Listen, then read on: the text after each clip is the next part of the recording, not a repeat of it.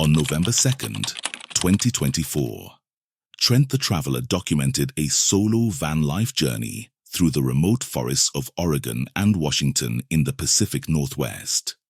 Known for cinematic travel and wilderness exploration, his route passed through terrain long associated with Sasquatch reports. Rain-soaked trees, deep silence, and isolation shaped an atmosphere that felt calm on the surface, yet quietly unsettling. This story about Ape Canyon is one of the more popular stories here in the Pacific Northwest. And this actually happened right up the road from here at Mount St. Helens. But essentially, the way the story goes, in the early 1900s, there was a group of miners and they set up camp. And throughout their stay in this forest, they started hearing some weird noises in the forest at night, like whistles from nearby ridgetops, low thumping sounds coming from off in the distance. And then one night when two of the miners went out to go get some water, they noticed a 7 to 8 foot tall creature peeking out from behind a tree, looking directly at them. And they shot at it and the creature ran away. And this happened for several nights until one night around 11 p.m., something hit the cabin so hard that it took out an entire chunk of wood out of the wall of the cabin. And then when the men looked out that hole, they saw several creatures standing outside, being illuminated by the moonlight. Those creatures then climbed on the rooftop and began pounding on it, trying to get in. The cabin door was shaking violently and they had to barricade it shut to keep them out. And then the cabin walls and the roof began to get hit by boulders that these creatures were throwing at it. And then the men began firing their guns at the walls and the ceilings to try to get these creatures or whatever these things were to get away from their camp. And this attack happened all throughout the night. And then in the morning, as things settled down and these creatures finally ran away, the men got out of the cabin, walked around their camp, and they noticed these giant footprints surrounding their entire cabin. And after that whole experience, they packed up all their things and got out of there. Before heading deeper into the wild, Trent gathered context at the National Bigfoot Center. Decades of sightings and recorded accounts pointed to a long-running pattern tied to the region. The stories didn't claim certainty, but they lingered as he left populated areas behind. All right. I decided to start today off with a hike through the remote wilderness, and I specifically chose a trail that isn't very popular. And the reason I did that is because if the rumors are true, Sasquatch sightings and encounters are extremely rare, which is why they've been a mystery for centuries. And I think because of that, it's safe to assume that, like any other animals, they don't really want anything to do with us humans. So with me being in a more remote area on a less traveled trail, I feel like the likelihood of me having some sort of encounter, whether it's finding a footprint in the ground, hearing a sound off in the distance, is a lot more likely than if I were in a more popular area. And this trail doesn't really have a specific destination, so I'm just hiking for miles until my heart tells me to stop. And if I encounter something on the way, I'll try to capture it the best I can.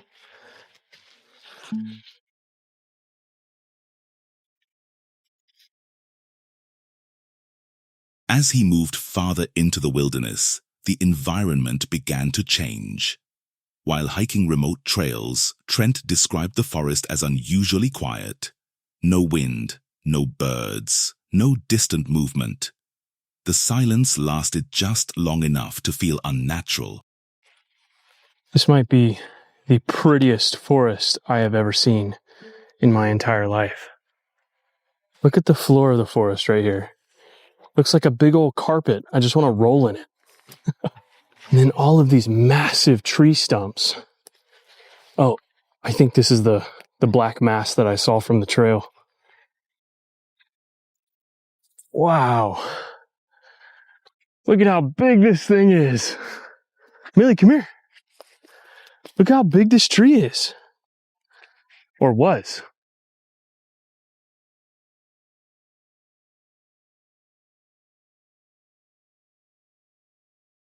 Oh my gosh, look how massive that stump is.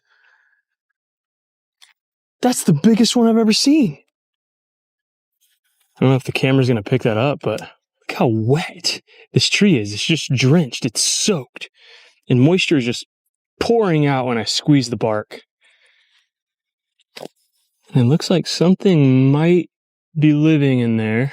It's a perfect spot for, honestly, a pretty big animal.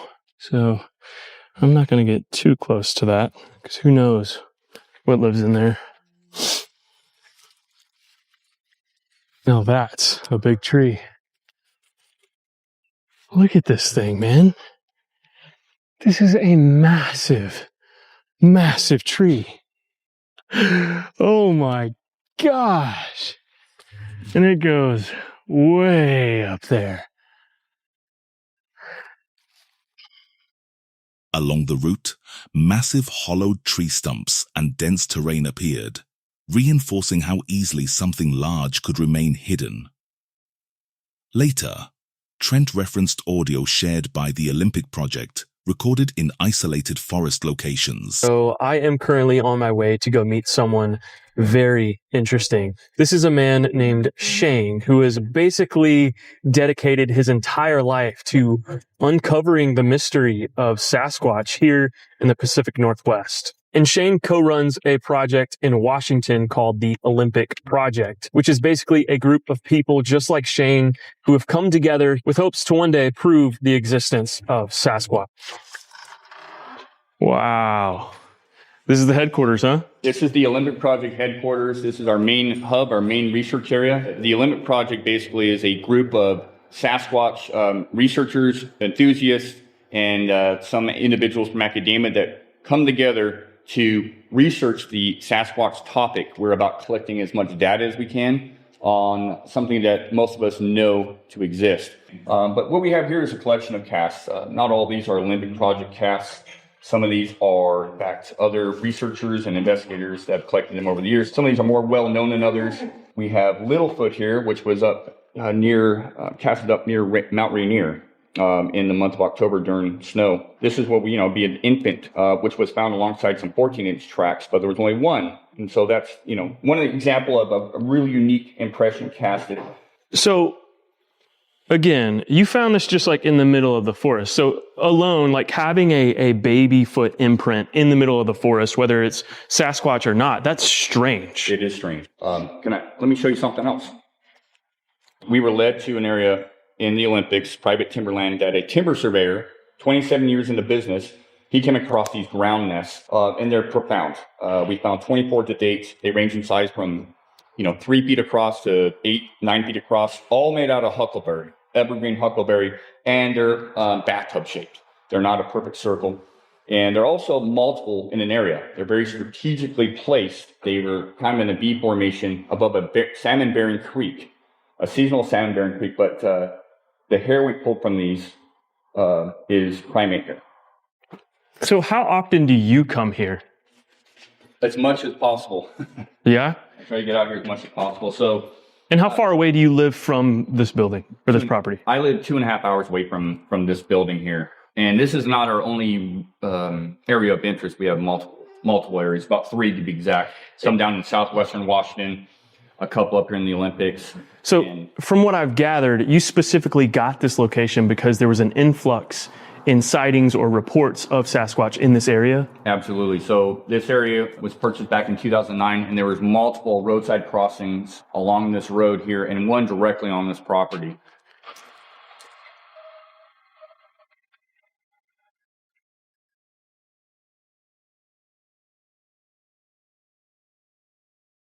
Wait, this is a sound is this something you guys have recorded? Yeah.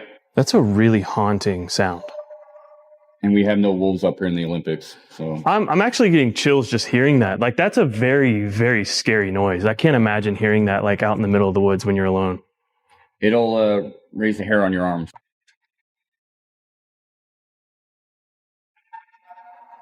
It sounds like they're singing. The backstory with these particular recordings here, and I use these for presentations, they were all recorded of February of 2020. From March through April. We placed recorders in this area because of a brand new nest we had come across. We came across something building a nest. We put the audio out there, and these are just some of the captures we got from that general area. The prolonged, unfamiliar vocalizations didn't match known wildlife. And even when played outside the forest, the sound remained unsettling. Well, I think this is home for the night. I drove for probably an hour or so and I found this old forest road that kind of dead ends right here. And it seems like a pretty perfect spot to call camp for the night. We got a nice fire pit right here that someone made, and we are surrounded by this spooky looking rainforest. There's not a lot of light that penetrates through these dense forests, so you can't really see past 100 feet into the forest wall here. And while it's definitely really pretty, it's also really spooky. I realized that Sasquatch, to a lot of people, is just a mysterious primate that lives in our forests that isn't really recognized by the scientific community. And something I learned just recently really flipped this whole thing around for me and made me start questioning, could the legend of Sasquatch have some validity to it? And that, of course, is the story of this mysterious beast that was rumored to exist for centuries. But no one believed anyone that encountered this beast because they didn't have undeniable proof that it existed. And here comes the rain. But I'm not done with my story. Until one day, someone captured this beast and they brought it back to civilization to prove its existence. And that beast is, of course, a gorilla. And up until just about 200 years ago, these gorillas were legit seen as like mythical creatures in the same category as like the Yeti or Sasquatch. And now we know it exists. And I think that little fact sort of adds some validity to the whole Sasquatch situation, at least for me, because I think that proves that as much as we think we know everything about the world around us, that's much better. I put a little light over there since this fire is struggling tonight, but dinner is served. Cheers. You can never go wrong with just some Velveeta mac and cheese. Yes, I'm a 30-year-old man eating nothing but Velveeta mac and cheese for dinner. No veggies, just raw dog and the mac, and I'm not ashamed of it because it's delicious.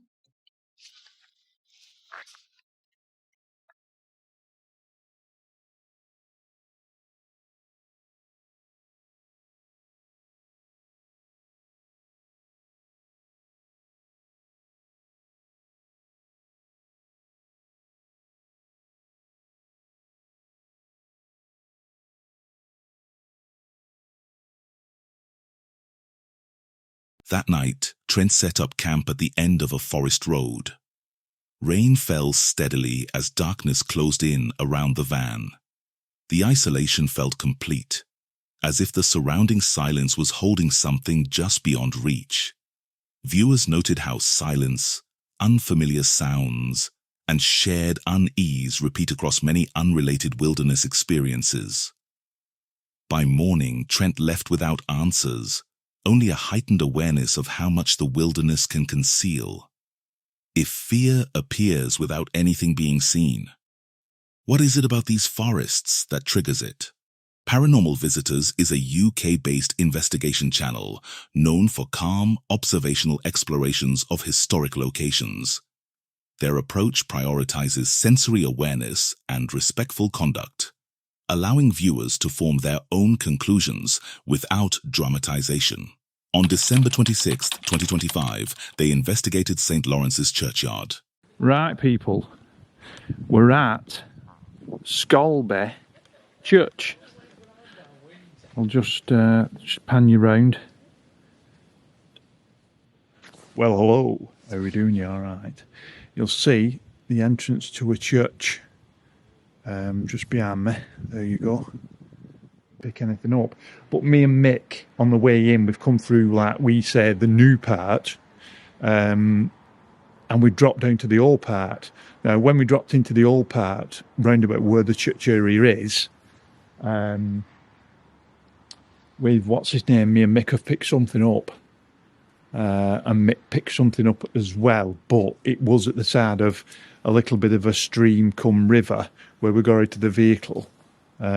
So we don't know if it's the actual stream, the actual energy, or a ley line, but he has actually marked it down to follow it up. But I'm not picking anything up as such, but it's a nice place indeed. It's really well looked after by the looks of things. Lee, So I'm not there's sure if H you've, just over there. Just mentioned this reaching on away. a video, but obviously with this being a site of burial of members of a war, obviously similarly down in Cannock Chase, the cemetery, where again there's been werewolf sightings, so it does seem to be a pattern almost of where these canid creatures are actually sighted. Well, it's like they've seen their own waterworks, haven't they? Exactly, and there's a little... Dane's Dark, there's a waterworks. Exactly. There's definitely bits that we should be able to pick up on and possibly even map out to see where reports of are coming from. Yeah. It's a very still atmosphere tonight, though. The investigators arrived at the churchyard and slowly panned the camera across the entrance and surrounding grounds. They explained that they had moved from the newer section into the older graveyard near a small stream. The area was well maintained and quiet, with visible historic gravestones, including war burials. As they walked deeper inside, both noted subtle changes in how the space felt compared to the nearby road. One investigator mentioned a brief sensation near the side of his head, while Mick independently described the area as feeling heavier and more enclosed.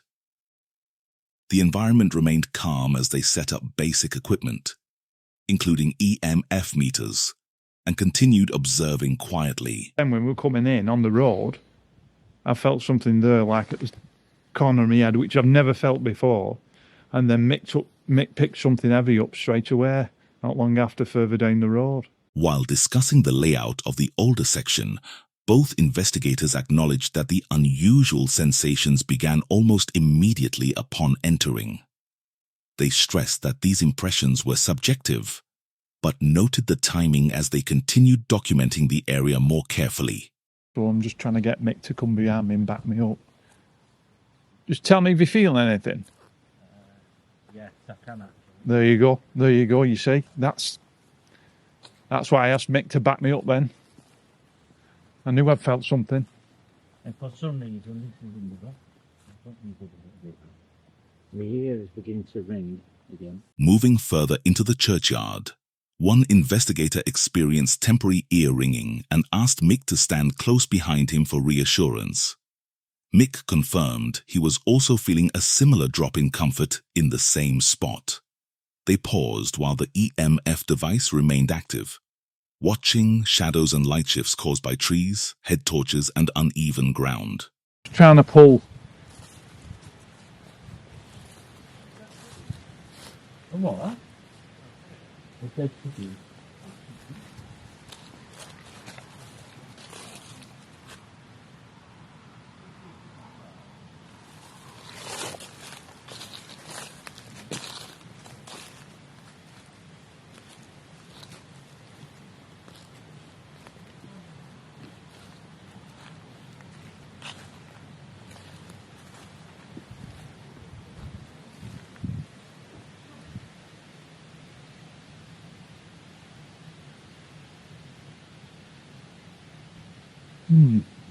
That was funny. Feeling then, I felt like somebody was outside of me. The narrator described a brief sensation of pressure, as if something was close. After a moment, the feeling faded, allowing them to continue calmly. I thought you were outside of me up there, Oh, really?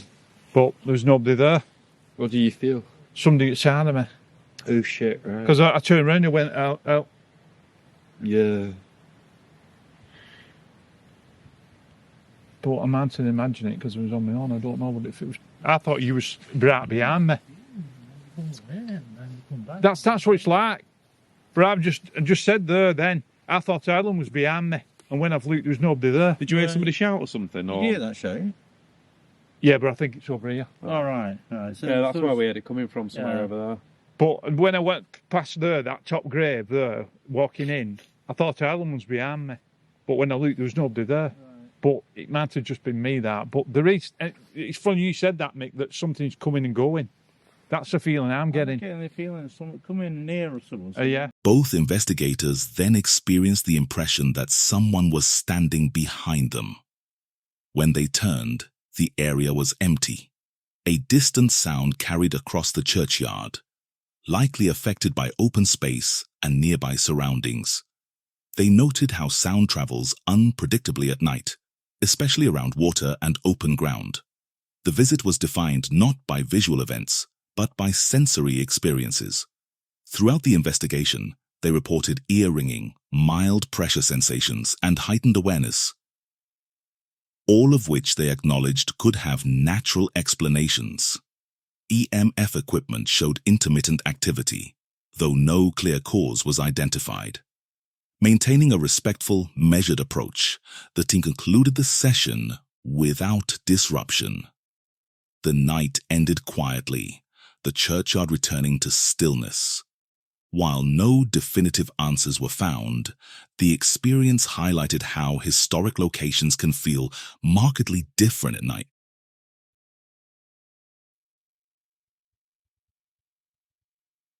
Initeng den main sieve.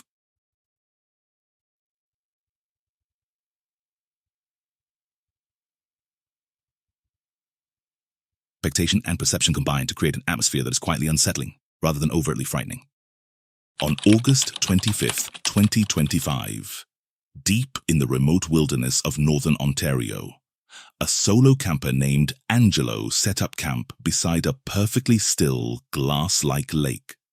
The area was isolated and silent, the kind of place where nothing moves without reason. But let me tell you, it's kind of cold now. It's only like 17 degrees Celsius, and what is that? There's something in the road there. Looks like nothing. Yeah, the roads getting in and out are a little bit feisty, so we got to take it easy. Mind how we drive in here. So we just do got to be cautious of, leaving food around and stuff like that. And then obviously we got to be cautious for moose because they're also out here, apparently. Confirmed by the locals. I wasn't expecting that. I've literally... But yeah, it's been pretty quiet. I mean, I've been recording, but haven't really been getting anything. The evening began uneventfully. A small fire snapped and popped. The bench beneath him creaked. Dinner ended up overcooked. A small mistake that felt bigger in the cold. Temperatures dropped faster than expected, a reminder that the environment offered little forgiveness. Angelo filled the time with routine tasks.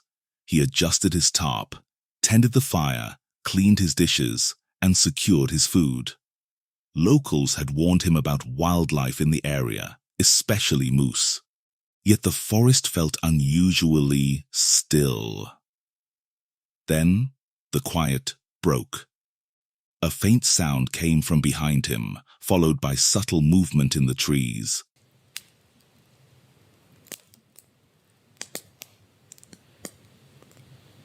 Why did it just sound like somebody coughed? Hello?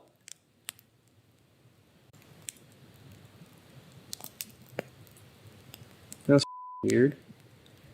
Somebody back there? It legit sounded like it was behind me. Let me see if I hear something again. I'm getting pretty lucky right now. Okay. Somebody just clapped again. Who's there? Leo. Who the hell is Leo? Alright, I'm gonna go check. Hello?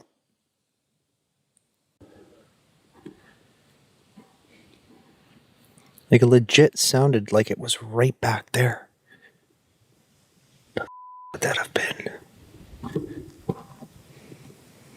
Like, it sounded... He turned quickly, sweeping his flashlight through the darkness. Nothing was there, only cold air rolling off the lake. The sounds returned soon after. Soft knocking, light clapping. Then a sharp whistle cutting through the night.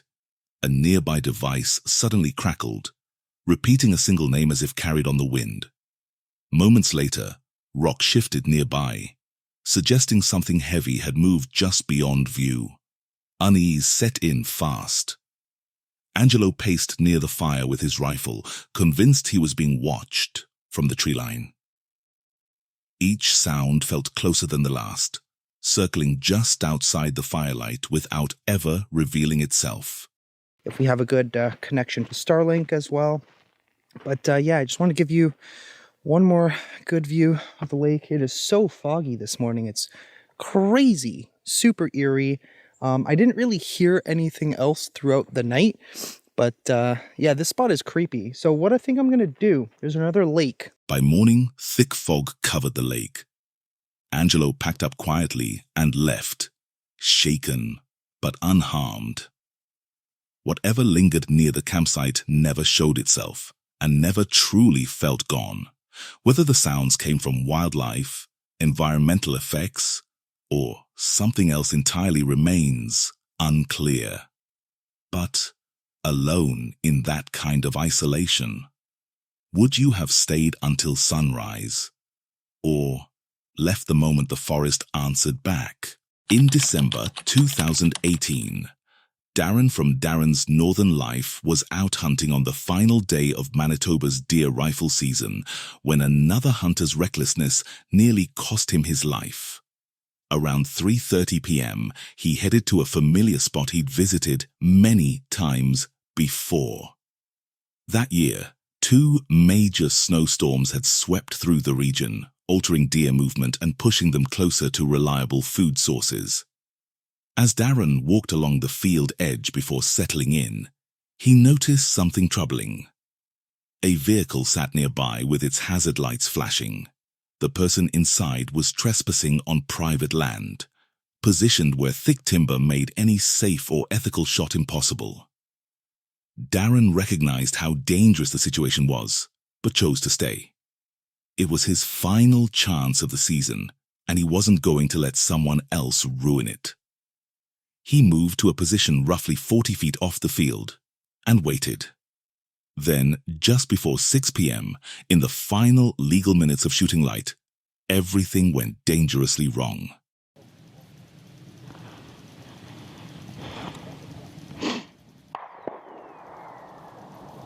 Oh my goodness, that bullet just came over my head. Sounded like a hit though. You freaking idiot. Oh. Man, I wish there were some bigger trees here.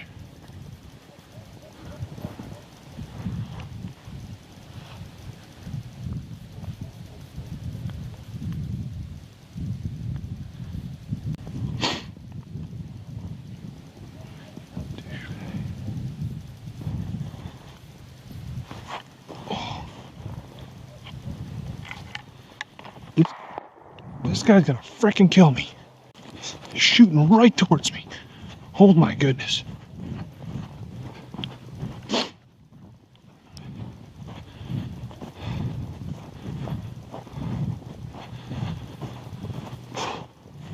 Okay, at least there's some trees between us now. Idiot. Well, that's exciting. When legal shooting time ended at 6:18 p.m., Darren made a decision. He would get the vehicle's plate number and confront whoever had been firing recklessly in his direction. The incident served as a stark reminder of why hunting safety matters. Every year, hunters are injured or killed, not by animals, but by irresponsible people with firearms. Not much, self? Not much. Taking pictures of the license plate. Is something wrong? Everything all right? Somebody shot at me. I got on video. Literally, a bullet came flipping right over my head. Two shots earlier, right? Yeah. Around Shot 4 at you. o'clock. Yeah. Where Somebody were you? walking down the edge of Hugings Field here. Yeah, there I was a guy walking on the end of the trail here. So I was on the far side. Somebody walked down this side here. And freaking bullet. I seen a deer came out and I seen the guy walking. And sure enough, boom. You can, it's probably on video too. You can hear the bullet. What? No shit. Well, we It were. wasn't us. We're over at Dutch. No, the first shot wasn't hit because it half a mile later it was still way up in the air. It sounded like a hit. I know it sure sounded like it. It did, Amber. Yeah. Darren walked away unharmed. But the sound of bullets ripping past and the sudden realization of how close he'd come to disaster stayed with him. The season ended, just not the way he expected. Instead of a successful hunt, he left with a sobering reminder. Sometimes the greatest danger in the wilderness isn't nature, it's other people.